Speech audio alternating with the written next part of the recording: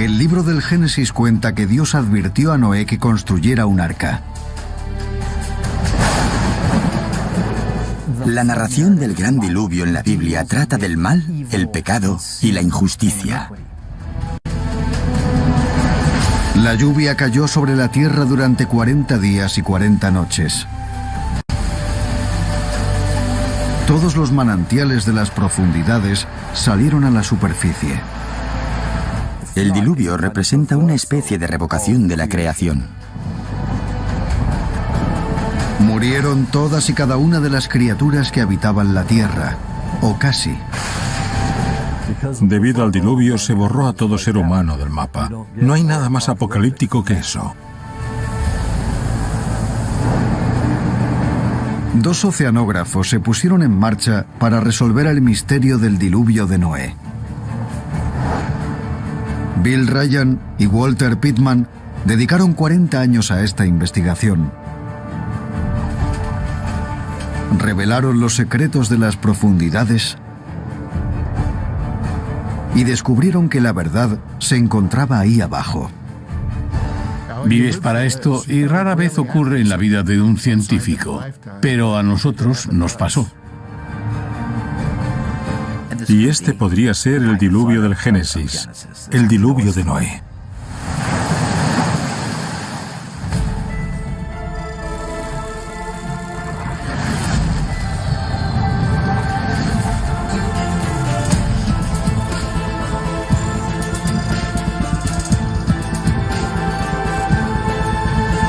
Misterios de la Biblia.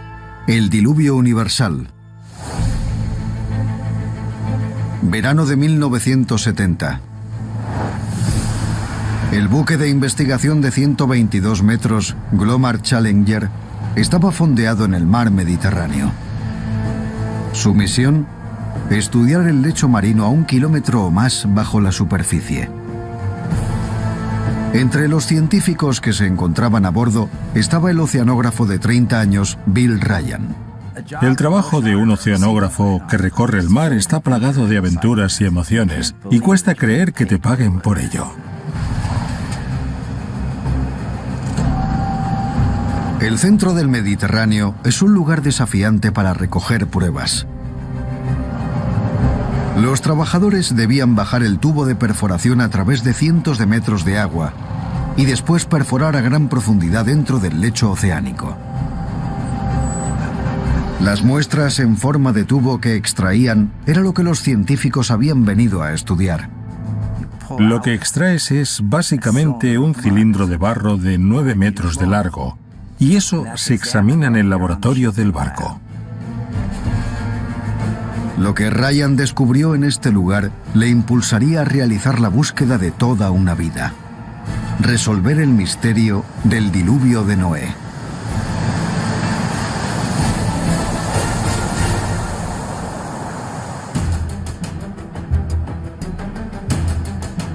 Cuando Ryan examinó las muestras, descubrió algo extraordinario. En el corazón de un bloque de sedimentos halló una gruesa capa de sal. Esto solo podía significar una cosa: hace millones de años, el mar Mediterráneo había perdido casi toda su agua. Estábamos ante un mar que se había secado o casi se había secado por completo.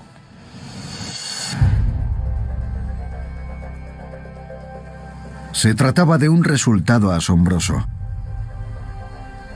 Hace 5 millones de años, el mar Mediterráneo era una cuenca desértica y árida. Se encontraba separada del océano Atlántico por una barrera de tierra en Gibraltar. Este descubrimiento es lo que denominamos serendipia. No podías imaginar algo así.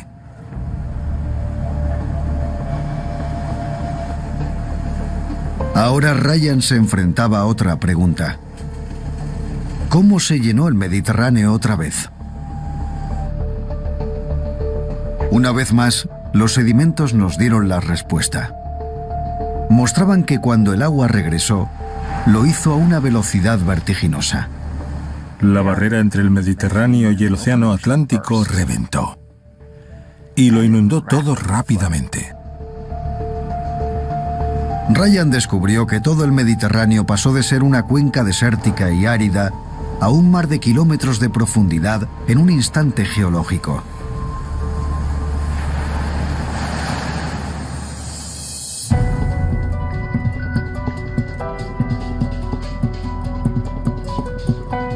A las afueras de Nueva York, en el observatorio terrestre Lamont Doherty, habló del hallazgo con sus colegas John Dewey y Walter Pitman.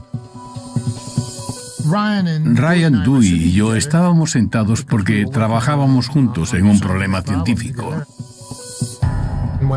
Cuando Ryan habló de su descubrimiento, Dewey, al escuchar aquello, dijo riéndose y bromeando: bueno, tal vez esa sea la explicación del diluvio de Noé. Claro que no. Esto tiene 5 millones de años, cuando las especies homínidas ni siquiera existían. Y todos nos reímos porque lo que había ocurrido en el Mediterráneo era mucho más antiguo. Pero Dewey no dejaría el tema de lado. Planteó una pregunta que inspiraría a Ryan y a Pitman a llevar a cabo una búsqueda que duraría 40 años. ¿Creéis que el diluvio de Noé se podría explicar mediante un acontecimiento similar en el que un mar tan apartado conectaría con el océano?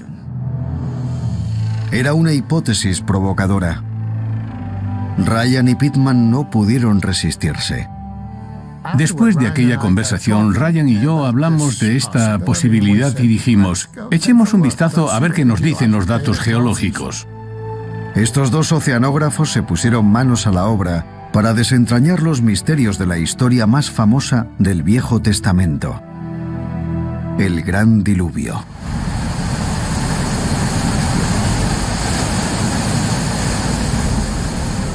La historia empieza con Noé, a quien Dios le habló y le dijo que debido a la inmoralidad de la humanidad, a los malos actos que han perpetrado, tiene la intención de destruir el mundo y empezar de cero con él.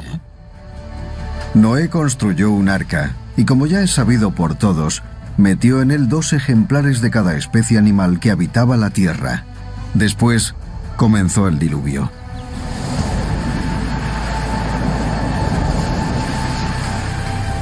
La destrucción llegó con el diluvio en forma de agua, pero no solo procedía del cielo, también venía de las profundidades. El abismo, las grandes cuevas del mar se abrieron y las aguas subieron desde la profundidad y cayeron de las alturas.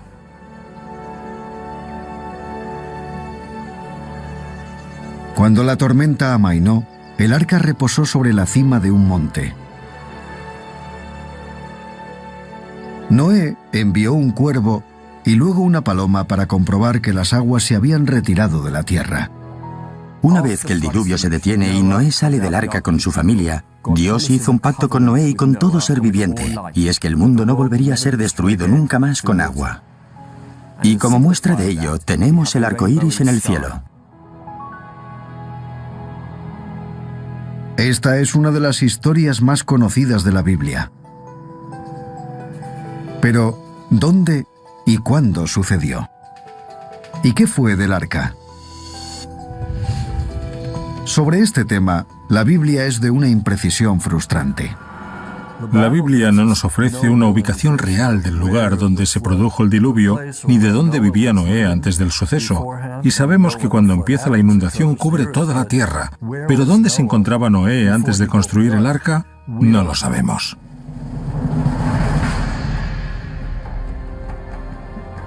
El Génesis contaba que el arca terminó en las montañas de Ararat.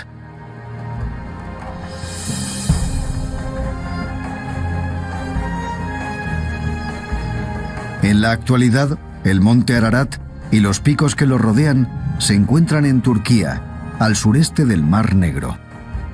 Nadie ha encontrado el arca todavía, y tengo la sospecha de que nadie la encontrará, porque la primera cosa que haría Noé es desmantelar el arca para construir casas y graneros con él. Con el arca perdida, muchos habían terminado por creer que lo que cuenta el Génesis no era más que un mito. Sin embargo, Ryan y Pitman no estaban de acuerdo. Sospechaban que una inundación catastrófica, como la que Ryan había descubierto en el Mediterráneo y acaecida 5 millones de años atrás, estaba detrás de la historia. Para llegar al fondo del asunto debían descubrir dónde se había producido esa hipotética inundación. Buscaron un mar que se pudiera aislar del océano mediante la bajada de los niveles del agua. Luego secarse y al final llenarse de agua otra vez. Buscábamos un lugar que fuera más bien árido, un sitio donde, si se bloqueaba la entrada del océano, existía la probabilidad de secarse. Primero miramos en el mar de Japón. Sus conexiones con el Océano Pacífico eran demasiado profundas, era imposible que se hubiese desconectado. Miramos en el Mar Rojo, había muchos núcleos de sedimentos, pero nos decían que no, que nunca se había secado. Miramos en el Golfo Pérsico. En el Golfo, la geometría de su fondo no era adecuada. Tras una amplia investigación, identificaron una masa de agua que encajaba con su búsqueda. El Mar Negro. Se ha dicho que la única conexión del Mar Negro con el Océano Mundial era a través del Bósforo. El Mar Negro va desde el Mar de Mármara hasta el Helesponto. Presentaba unas condiciones adecuadas para una posible inundación. Si el Mar Negro llegó a secarse alguna vez y los niveles del océano aumentaron lo suficiente para superar la barrera de tierra en el Bósforo, luego se habría vuelto a llenar, provocando consecuencias catastróficas. En 1971, los dos científicos decidieron centrar su búsqueda en ese lugar. Para demostrar la inundación, debían conseguir pruebas materiales. Sin embargo, se enfrentaban a un obstáculo. El Mar Negro es una zona estratégica importante para la Unión Soviética. Con la Guerra Fría en ciernes, no resultaba nada fácil para los estadounidenses viajar allí. No sería hasta 20 años después, tras caer el telón de acero, cuando Ryan y Pittman tuvieron la oportunidad de seguir con sus investigaciones.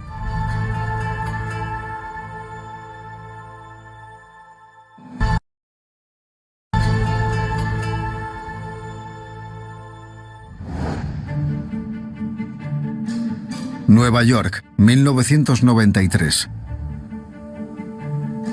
La Guerra Fría había terminado. En el observatorio terrestre Lamont Doherty, Bill Ryan abría su correo. Se fijó en un sobre poco corriente. Aquella carta llegó con sellos que yo no había visto nunca. Era de Bulgaria. Y la introducción me resultó intrigante. El remitente de la carta era un oceanógrafo búlgaro, el doctor Petko Dimitrov. Había oído hablar del interés de Ryan en el diluvio de Noé. Tenía la sospecha de que una inundación catastrófica podía haber llegado hasta el Mar Negro. Se trataba de un toque de atención para Ryan. Tal vez esta hipótesis extravagante de que el Mar Negro se había comportado, de hecho, como el mar Mediterráneo hacía 5 millones de años, era auténtica. Ryan se sentía ansioso por investigar este hecho por sí mismo. Pero para hacerlo, necesitaba un barco de investigación y una tripulación. Solo unas semanas después, el destino una vez más intervino. Recibió una carta de un equipo de oceanógrafos rusos. Le invitaban a participar en un viaje de investigación en el Mar Negro. Era la oportunidad que estaba buscando. Tras recibir esta invitación, yo tardé nanosegundos en decir, por supuesto. Ryan y Pittman volaron a Moscú. Viajaron hasta la costa del Mar Negro, al puerto de Gelendzhik. El barco que les llevaría en su búsqueda era el buque de investigación Aquanaut. El Aquanaut era un pequeño buque de investigación. En realidad era un buque pesquero transformado. Ryan y Pitman querían hallar pruebas de que el diluvio de Noé se había producido aquí, en el Mar Negro. Para conseguirlo, tenían que demostrar que el Mar Negro se inundaba con la rapidez suficiente como para forjar una leyenda. Y que había ocurrido en los últimos 10.000 años, cuando pudo haber vivido Noé. Solo disponían de 15 días a bordo del Aquanaut para lograrlo. Así que partimos tal y como estaba programado y pusimos rumbo hacia lo que llamamos el borde de la placa continental. En primer lugar, el equipo utilizó un sofisticado sonar de escaneo lateral. Este aparato les proporcionaría una imagen precisa del lecho oceánico. Yo recibí algo así. Y en ese pulso obtenías una gran variedad de frecuencias. Reflejaba el fondo del océano y ese reflejo se grababa en el instrumento y más tarde se procesaba. A bordo del Aquanaut, Ryan y Pitman controlaban ansiosos las lecturas del sonar. Si aquí se hubiese producido una inundación lenta, las olas habrían erosionado cualquier zona costera. Pero si la inundación hubiese sido veloz, se detectarían rastros de la antigua costa sumergida. Antes de lo que esperaban, dieron con lo que buscaban. Una hora después, navegamos sobre antiguos cauces de ríos. Luego, seguimos adelante y vimos dunas costeras de arena. El tipo de sedimentos de la parte superior era de la clase que verías si se produjera una transgresión rápida, un aumento del nivel del mar muy veloz que inunda esa placa. Ryan y Pitman estaban observando los restos de una antigua orilla, ahora sumergida a cientos de metros en el agua. Mostraba que el nivel del agua del Mar Negro fue una vez mucho más bajo que en la actualidad. De manera significativa, demostraba que cuando el Mar Negro volvió a inundarse, no sucedió durante millones de años, sino en un instante geológico.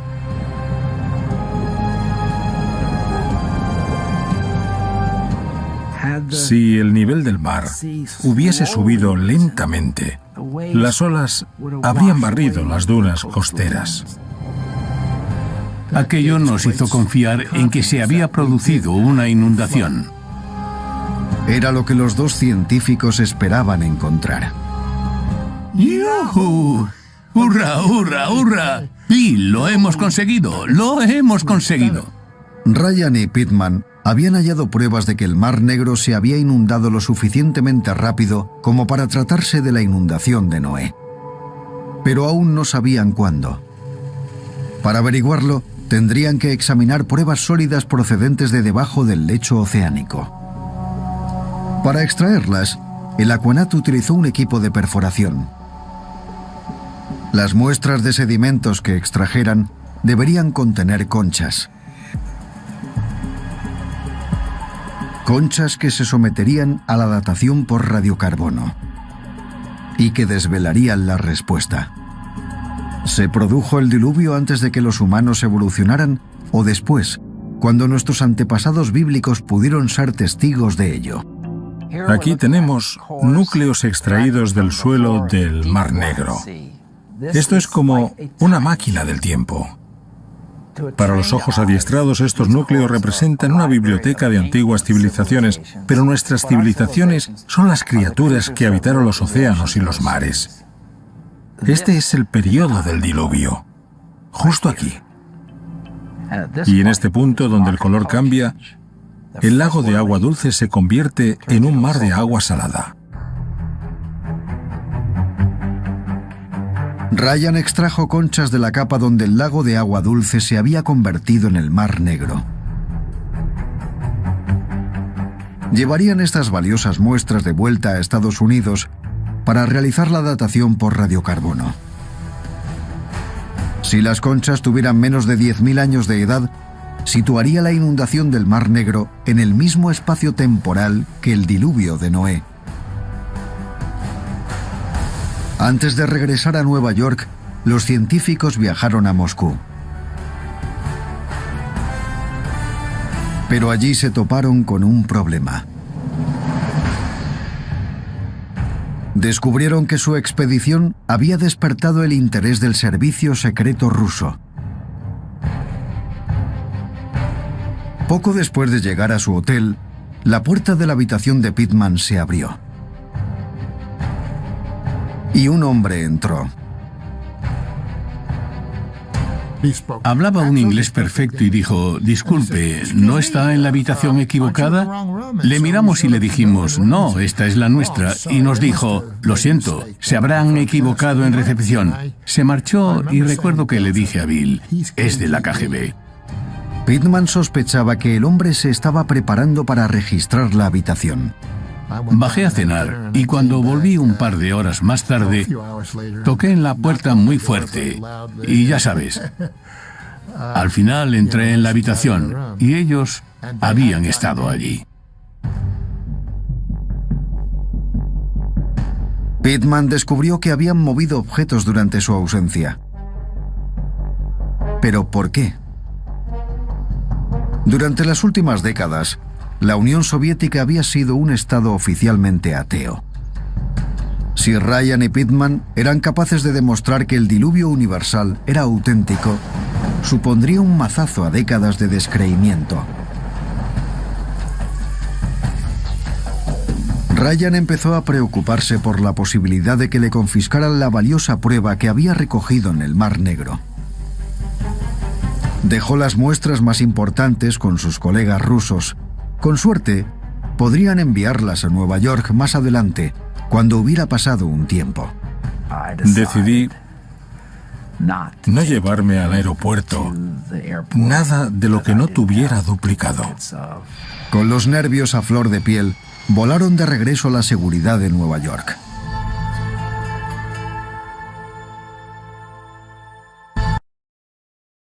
Aquí podrás ver en directo Más que LOL, el programa semanal en el que Sharin, Lara Smirnova y yo, Ángel Quintana, repasamos y comentamos lo más importante en los últimos 7 días. Y también entrevistamos a los principales protagonistas del mundo de los eSports. Y nosotros sabemos de lo que hablamos todos los lunes a las 4:30 aquí en el canal de Twitch de eSports Vodafone.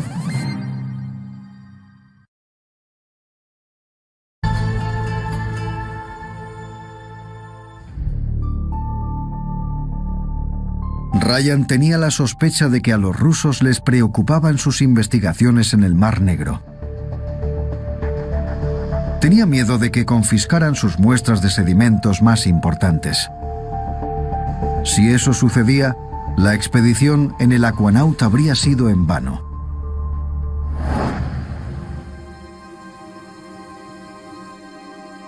Por fortuna, sus sospechas hacia el KGB eran infundadas. Las muestras que dejó atrás se enviaron desde Moscú y llegaron a Nueva York.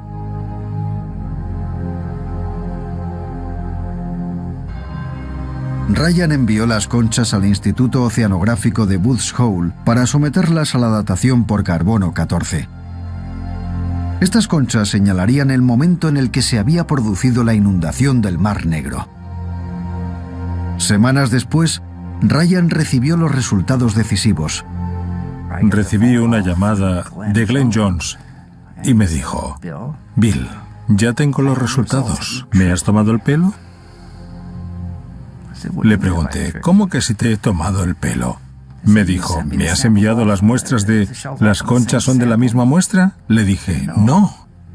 Dijo, todas tienen la misma edad. Son de hace 7.200 años. Hace 7.200 años se desarrollaba la nueva edad de piedra o periodo neolítico. En ese periodo los humanos desarrollaron por primera vez la agricultura y comenzaron a utilizar objetos de barro y metales. Para Ryan y Pittman, esta fecha significaba que los humanos modernos podían haber sido testigos de la inundación. Tal vez conservaran la historia en sus leyendas. Sin embargo, aún quedaba una pregunta importante. ¿Sería esta inundación lo bastante catastrófica como para ser recogida en la Biblia? Para descubrirlo, Ryan y Pittman dirigieron su atención al origen de las aguas de la inundación: el Bósforo.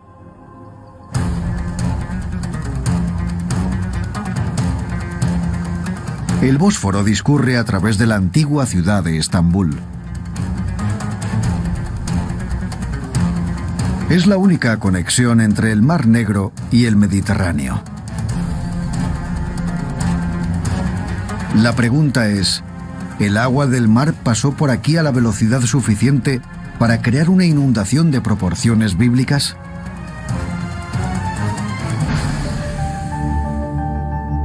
Durante la última edad de hielo, los niveles del mar se encontraban 120 metros por debajo del nivel actual. El lago del Mar Negro estaba totalmente separado del reducido mar Mediterráneo. Al mismo tiempo que la temperatura de la tierra subía y el hielo se derretía, el nivel del mar aumentaba. El Bósforo se llenaba de agua salada procedente del Mediterráneo. Al final, el peso del agua abrió un canal a través de las barreras de tierra del estrecho del Bósforo. El agua del océano se desbordó a través del canal y entró en el lago. Si medimos la profundidad, el lecho de ese canal y medimos el ancho, podemos decir con toda seguridad que ese canal es una tubería.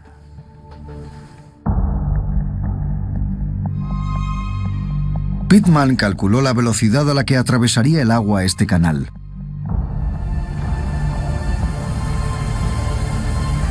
Estimó que tendría un ritmo de entre 9 y 18 millones de hectómetros cúbicos al año. Era una cifra asombrosa. Los ríos solo llevan entre 100.000 y 200.000 hectómetros cúbicos al año. El río Hudson lleva unos 100.000 hectómetros cúbicos al año. El Nilo, 100.000 hectómetros cúbicos al año.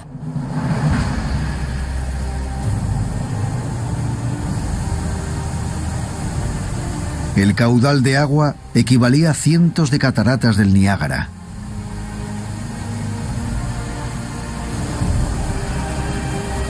El impacto de una crecida tan colosal sería catastrófico.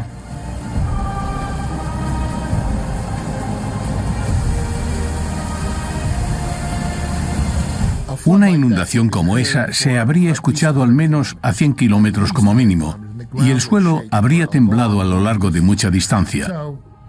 Habría aterrorizado a todo el mundo. Cuando los niveles del agua se equilibraron y la inundación se detuvo, el Mar Negro ya se había expandido hasta 150.000 kilómetros cuadrados. Para Ryan y Pittman, era evidente que una inundación de esta magnitud habría sido, sin duda, de proporciones bíblicas. Me imagino a cada grupo que intenta escapar con sus animales domésticos y sus rebaños como una mini arca. Y veo cientos de arcas en el Mar Negro navegando en distintas direcciones. Ryan y Pittman se mantenían firmes en su opinión de que la inundación del Mar Negro era lo bastante catastrófica como para ser la del Génesis. Estaban convencidos de que pudo afectar a la población de la zona en el sexto milenio antes de Cristo. Pero aún no habían demostrado que alguien la sufriera.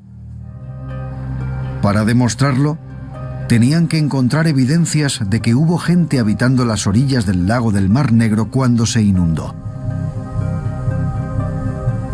Cualquier rastro de esas personas ahora se encontraría a 100 metros bajo el agua, en el fondo del Mar Negro.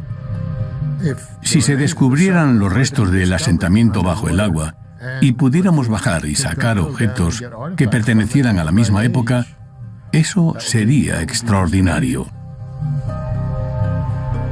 Ryan y Pittman se sentían impotentes, sin fondos ni equipamiento.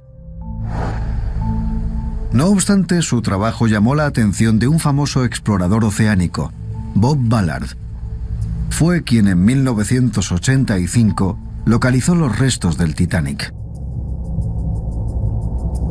A finales de siglo, organizó una expedición al Mar Negro. El Dr. Dwight Coleman formaba parte del equipo. Una de las primeras ideas del Dr. Ballard era explorar las antiguas orillas del Mar Negro para ver si encontrábamos signos de ocupación humana. Queríamos ver si encontrábamos pruebas de las primeras civilizaciones que se habían ahogado con la catastrófica inundación. El equipo fletó un buque de investigación, el Northern Horizon. Mediante la utilización de un sonar, identificaron lugares que podían contener objetos fabricados por el hombre. Luego utilizaron los ROV, o vehículos sumergibles controlados a distancia, para observarlos más de cerca. Estos aparatos se podían dirigir sobre el lecho oceánico y enviaban imágenes a la superficie. Su objetivo más prometedor era el yacimiento 82. Llevamos los ROV hasta este yacimiento y, por supuesto, la luz del sol no llegaba hasta esa profundidad. Por ese motivo, los ROV debían llevar luces y eso nos permitía ver a una distancia de unos 10 o 20 metros hacia adelante.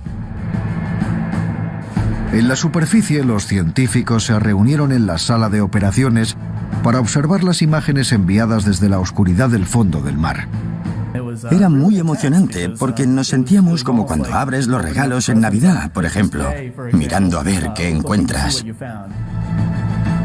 Lo que la cámara reveló dejó atónitos a los científicos de a bordo.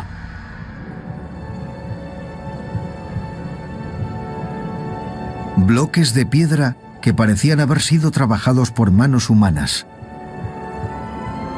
Objetos que podían ser herramientas primitivas y restos de madera. El equipo creía que quizá habían encontrado pruebas de un antiguo asentamiento. Lo llamamos la casa de Noé, en plan broma. Pero sentíamos mucha emoción e intriga, porque a primera vista no sabíamos qué estábamos mirando.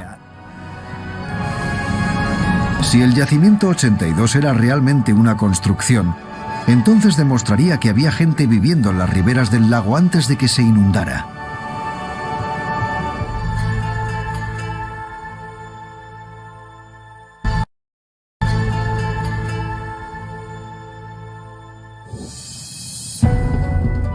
Para saber si existían pruebas de presencia humana, el equipo adaptó el ROV Little Erg para recoger muestras del lecho marino. Se recogieron pequeños fragmentos de madera y se llevaron a la superficie. Después, se enviaron para realizar la datación por carbono 14. Sin embargo, las noticias no fueron buenas.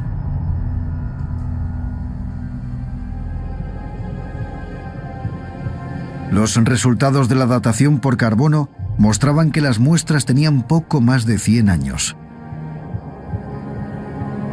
Los objetos eran solo fragmentos de viejos aparejos de pesca que cayeron flotando sobre el yacimiento. Si existía alguna prueba de que alguien vivió aquí, permanecía oculta bajo las oscuras aguas del Mar Negro.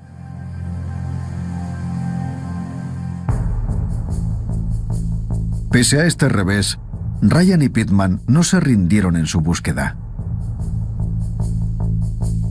Aún tenían que encontrar pruebas de personas que se vieron afectadas por la inundación.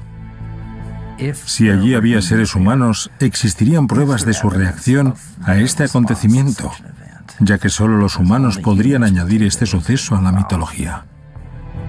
Los amigos no pudieron encontrar ninguna prueba bajo el agua. Así que comenzaron a buscar en tierra firme.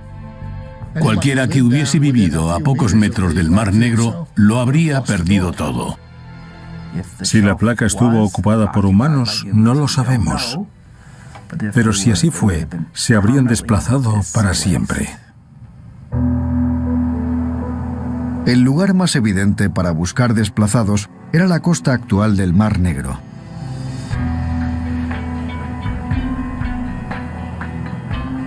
Así que Ryan y Pittman pasaron a hacer estudios arqueológicos. Buscaron restos de asentamientos humanos que surgieran alrededor del año 5000 a.C.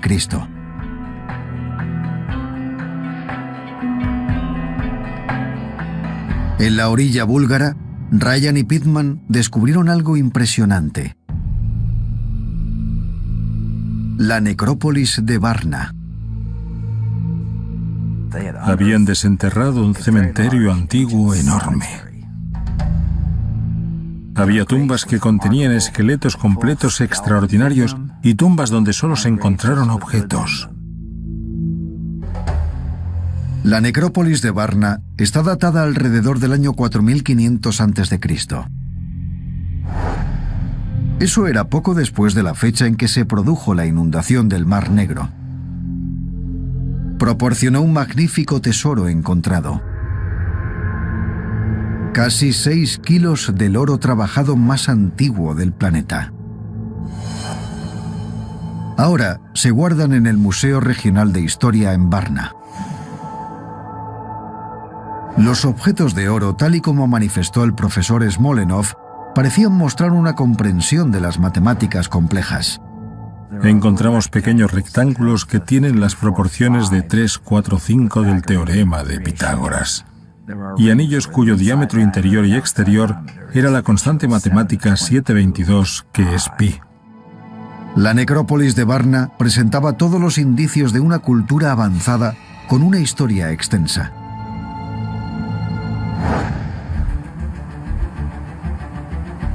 Sin embargo, a Ryan y a Pittman les resultaba imposible hallar prueba alguna de esa historia en o cerca de Varna. Les parecía que esta sociedad tan compleja había aparecido de repente, casi de la nada. Lo desconcertante era el trabajo tan sofisticado del oro. No había precedentes de otras etapas más primitivas, así que, ¿de dónde venían? Ryan y Pittman llegaron a la conclusión de que el oro de Varna era la prueba de lo que llevaban buscando mucho tiempo: una civilización desplazada por la inundación del Mar Negro. Ahora, solo quedaba una última cuestión por resolver. ¿Era esta inundación la misma crecida que se describía en la Biblia?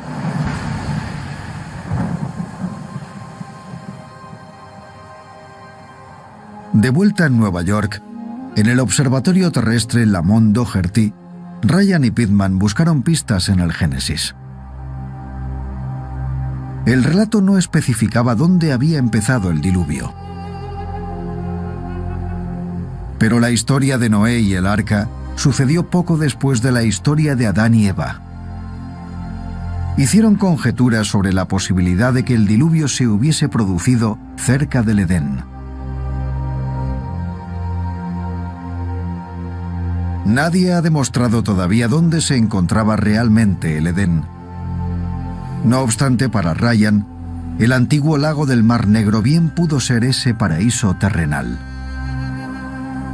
Yo veo el lago de agua dulce del Mar Negro como un oasis, un jardín.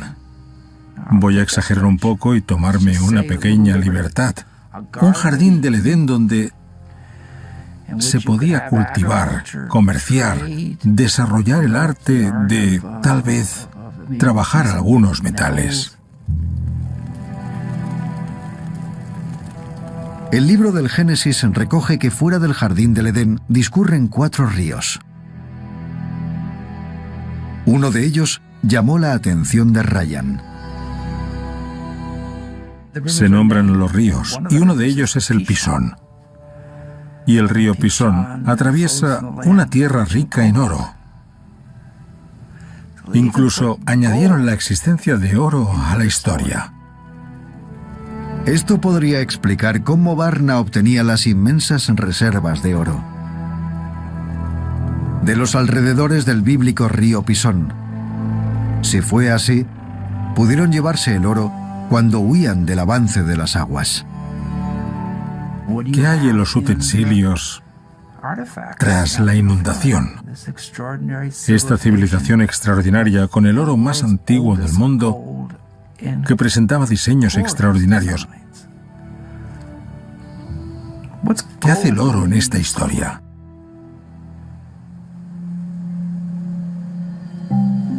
El oro de Varna podría ser la evidencia de la existencia de un grupo de personas desplazadas por la inundación del Mar Negro.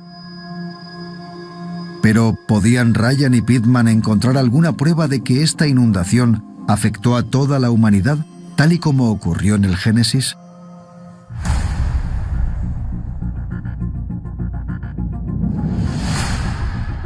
Desde la creación de las especies, los seres humanos sobrevivimos mediante la recolección y la caza. Más tarde, comenzamos a dominar las plantas y a domesticar a los animales para cultivarlos y criarlos con el fin de obtener alimento. Esta profunda transformación se produjo en Europa alrededor del año 5000 a.C. Esa era la época que los arqueólogos reconocieron como el periodo de la rápida colonización de Europa por parte de los granjeros que procedían del este. De manera significativa, la difusión de la agricultura coincidía con la fecha de la inundación del Mar Negro. ¿Se trataba de una coincidencia? Ryan y Pitman no lo creían así. Descubrieron que las semillas y el ganado de estos primeros granjeros parecían proceder de la región del Mar Negro. Lo que descubrimos es que los animales que se traían a Europa tenían genes que los situaban en Turquía y Siria. Todos los cereales presentaban rasgos ancestrales silvestres, cuyo ADN los situaba en Anatolia. Así que todo lo que llegaba a Europa procedía de la región que rodeaba el Mar Negro. Aquello era una revelación inesperada. A Ryan y a Pitman les recordó una vez más la historia del diluvio en el Génesis. Dios le dijo a Noé que metiera 2 ejemplares de cada especie animal en el arca. Se preguntaron si el arca en la historia de la Biblia sería una especie de código, una manera de explicarles a los granjeros lo que tendrían que llevarse si huían de una inundación catastrófica. Nos habíamos pasado generación tras generación desarrollando estas semillas y estos animales. Eran de un valor incalculable. Entonces el arca era la motivación para desplazarse y llevarse todo lo necesario para cultivar.